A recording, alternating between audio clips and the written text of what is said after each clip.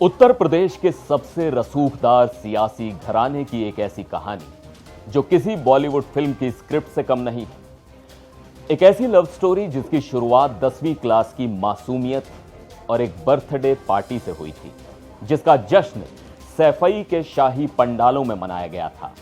लेकिन फिर इस बेइंतहा प्यार के बीच अचानक आ गई खतरनाक सियासत और ईगो की टक्कर। एक पति जिसे राजनीति से कोई मतलब नहीं था और दूसरी तरफ एक पत्नी जिसकी राजनीतिक महत्वाकांक्षाओं ने उसे एक अलग ही रास्ते पर लाकर खड़ा कर दिया। एक ऐसा सफर जिसमें प्यार भी था, विवाद भी था, तलाक की कड़वाहट भी थी और आखिर में मौत भी। नमस्कार, मैं हूं सिद्धार्थ प्रकाश। आज हम बात कर रहे हैं मुलायम सिंह यादव के छोटे बेटे प्रतीक यादव और उनकी पत्नी अपर्णा यादव की। 13 मई की सुबह एक ऐसी खबर आई जिसने सबको सन्न कर दिया।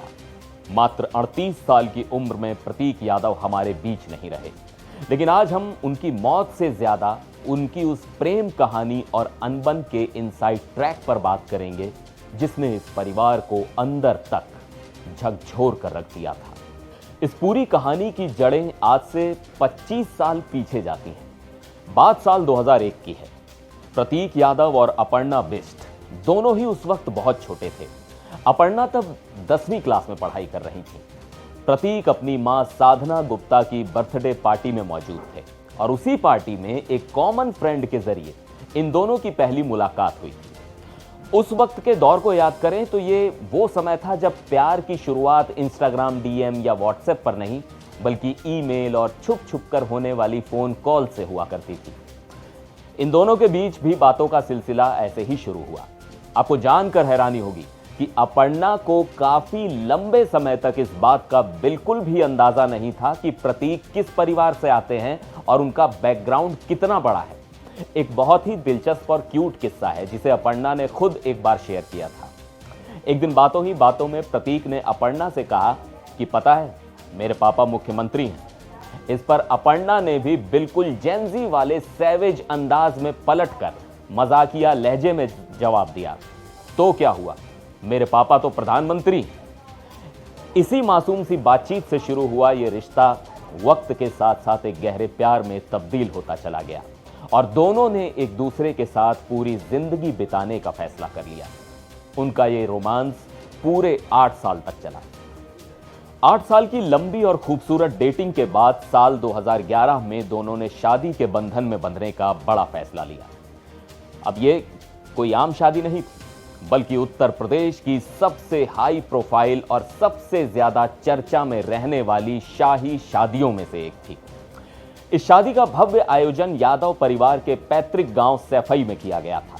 इस समारोह की भव्यता का अंदाजा आप इसी बात से लगा सकते हैं कि इसमें देश के बड़े बड़े राजनेता, बॉलीवुड के सुपरस्टार्स और नामी उद्योगपति शामिल हुए थे।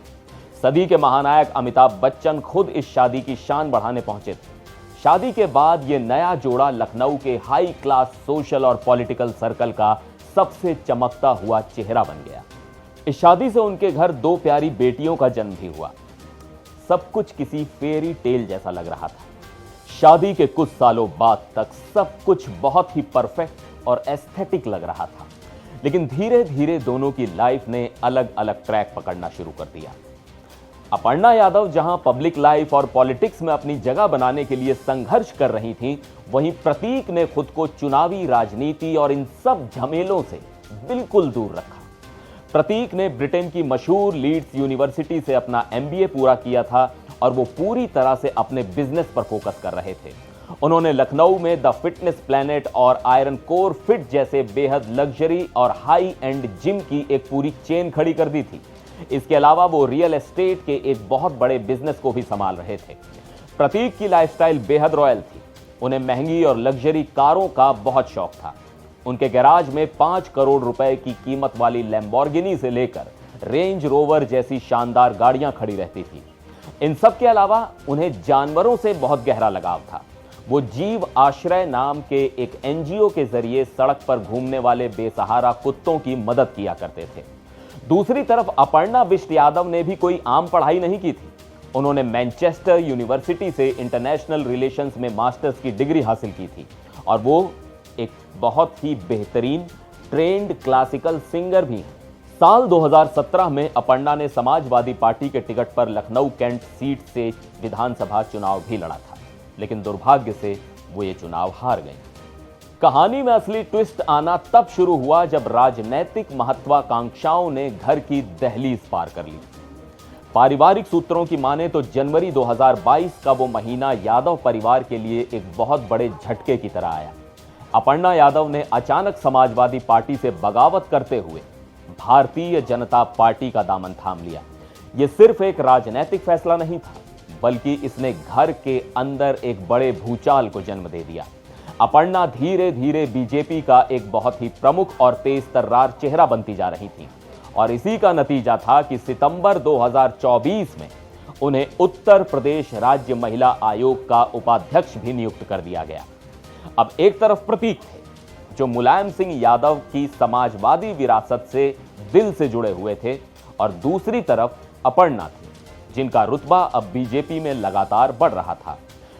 वैचारिक मतभेद अब व्यक्तिगत लड़ाइयों में बदलने लगे थे और दोनों के बीच एक गहरी खाई बनने लगी थी। राजनीति की यह कड़वाहट अब बेडरूम से निकलकर सोशल मीडिया तक आ पहुंची थी। 19 जनवरी 2026 का दिन कोई नहीं भूल सकता। उस दिन प्रतीक यादव के ऑफिशियल इंस्टाग्राम हैंडल से 2 ऐसे पोस्ट किए गए जिसने पूरे उत्तर प्रदेश की राजनीति और मीडिया में हड़कंप मचा दिया। इन पोस्ट्स में प्रतीक ने अपनी ही पत्नी अपर्णा पर बेहद गंभीर और चौंकाने वाले आरोप लगाए थे। उन्होंने पूरी दुनिया के सामने अपर्णा को एक स्वार्थी महिला और परिवार को तोड़ने वाली इंसान करार दिया था। प्रतीक ने साफ साफ लिखा था कि अपर्णा को सिर्फ फेम और पावर से मतलब है, और उन्होंने उनके परिवार के सारे रिश्तों को पूरी तरह से बर्बाद कर दिया है, चाहे वो उनके माता पिता के साथ संबंध हो या फिर भाई अखिलेश यादव के साथ। बात यही नहीं रुकी। प्रतीक ने उस पोस्ट में यहां तक लिख दिया था कि वो जल्द से जल्द अपर्णा से तलाक लेने जा रहे हैं और उनका मेंटल हेल्थ इस वक्त बहुत खराब दौर से गुजर रहा है, जिसकी अपर्णा को रत्ती भर भी परवाह नहीं है। हालांकि इस भारी विवाद के कुछ ही दिनों बाद प्रतीक ने अचानक एक यू टर्न लिया और एक वीडियो जारी करके कहा कि उनके बीच के सारे मतभेद बातचीत से सुलझ गए हैं।